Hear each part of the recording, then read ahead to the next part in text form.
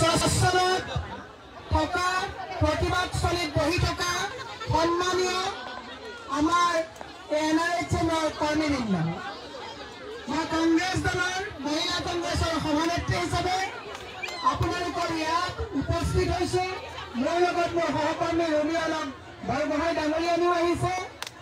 আমি আপোনালোকৰ যি ন্যায্য দাবী, এই দাবীসমূহ যাতে এই বিধানসভাতে আমাৰ প্ৰশ্নবোৰ উত্থাপন কৰা হয়, আপোনালোকৰ প্ৰতিবেদন ইয়াৰ পৰা গৈ আমাৰ মাননীয় বিৰোধী দলৰ দলপতি দেৱব্ৰত শইকীয়া ডাঙৰীয়াৰ হাতত অৰ্পণ কৰিম। আমাৰ মাননীয় মুখ্যমন্ত্ৰীয়ে কয় সবকা সাথ সবকা বিকাশ। অসমত এতিয়া বোলে কোনো ধৰণৰ আন্দোলন আৰু প্ৰতিবাদ নাই। মই হিমন্ত বিশ্ব শৰ্মাক কৈছো স্বচ্ছললৈ মোৰ লগত আহক, মই দৈনিক কিমান প্ৰতিবাদ হয় আপোনাক দেখুৱাই দিম। কোভিডৰ সময়ত আমি স্বাস্থ্যকৰ্মীসকলক আপোনালোকে যোদ্ধা হিচাপে কথা দি বিকশিত অসমৰ আপোনালোকে কোভিড যোদ্ধা হিচাপে কয়। কোভিডৰ সময়ত আমি যেতিয়া মাস্ক মানে চেনিটাইজাৰ লৈ ঘৰত সোমাই আছিলো, এই সকলো যোদ্ধাই কোভিডৰ সময়ত স্বাস্থ্য সেৱাত নিজৰ শ্ৰমদান কৰিছিলে। কিন্তু ভাগ্যজনক কথা, মাননীয় মুখ্যমন্ত্ৰী মহোদয়ে কোভিডত শ্ৰমদান কৰা সেইসকলটো স্বাস্থ্যকৰ্মীক প্ৰতাৰণা কৰিলে। আৰু 2006 চনৰ পৰা ন্যূনতম পাৰিশ্ৰমিকে কাম কৰি থকা এই সকলোকো এতিয়া বাৰুকৈ প্ৰতাৰণা কৰিছে, যাৰ ফলস্বৰূপে সকলোৱে এইদৰে প্ৰতিবাদ কৰিবলৈ বাধ্য হৈছে। মই মুখ্যমন্ত্ৰীক সুধিব বিচাৰিছো, আপুনি হস্পিটেলৰ বেডশ্বীট সলাইছে যে দেওবাৰ, সোমবাৰ, মঙলবাৰ যাতে লেতেৰা বেডশ্বীটত শুব নালাগে। মই শুনিছো বেডশ্বীটৰ কণ্ট্ৰেক্টটো মফত লগাই দিছে নেকি? বেডশ্বীটৰ কণ্ট্ৰেক্টটো কোনোবা মফত ল'লে লৈছে নেকি? যে হস্পিটেলত বেডশ্বীটৰ চাপ্লাই দি তাৰ কমিশ্যন আপোনালোকে ল'ব। আমি কৈছো বেডশ্বীট যি আছে হ'ব, কিন্তু এইসকল স্বাস্থ্যকৰ্মীয়ে যদি স্বাস্থ্য সেৱা আগবঢ়োৱাৰ পৰা বিৰত হৈ থাকে, অসমত স্বাস্থ্য সেৱাৰ পুনৰ অৱস্থাটো হিমন্ত বিশ্ব শৰ্মাই বিল্ডিং বনাইছে ঠিকেই। আপোনালোকে যদি এইমছলৈ যায়, আজি দুদিনমানৰ আগৰ যদি প্ৰতিবেদন চাই, এইমছত বিল্ডিং আছে, ডক্টৰ নাই। গুৱাহাটীত বিল্ডিং আছে, ডক্টৰ নাই। আৰু যিসকল নাৰ্ছ স্বাস্থ্যকৰ্মী আছে, এইসকলে প্ৰাপ্য ন্যায্যৰ বাবে আজি প্ৰশাসনৰ প্ৰত্যাহাৰত তেওঁলোকে আন্দোলন কৰিবলগীয়া হৈছে। মই হিমন্ত বিশ্ব শৰ্মাক কৈছো, সুবিধাবাদীৰ দল, তোৰ মিছা হ'ব কৌশল, ৰাইজৰ তই সেৱা চুৰি কৰি বহাব খুজিছ বল। আৰু এইসকল ব্যক্তিৰ যদি প্ৰাপ্য আদায় নিদিয়ে, তেতিয়াহ'লে প্ৰচণ্ড তেওঁলোকে যিটো আন্দোলন কৰিব বিচাৰিছে, আমি কংগ্ৰেছ দলে আপোনালোকৰ লগত এই আন্দোলনত সহযোগিতা কৰিম। স্বাস্থ্য, শিক্ষা, ন্যায় এইকেইটা চৰকাৰে সুচাৰুৰূপে চলোৱাটো চৰকাৰৰ নৈতিক দায়িত্ব। কিন্তু চৰকাৰে হাল এৰি শিয়াল খেদিছে।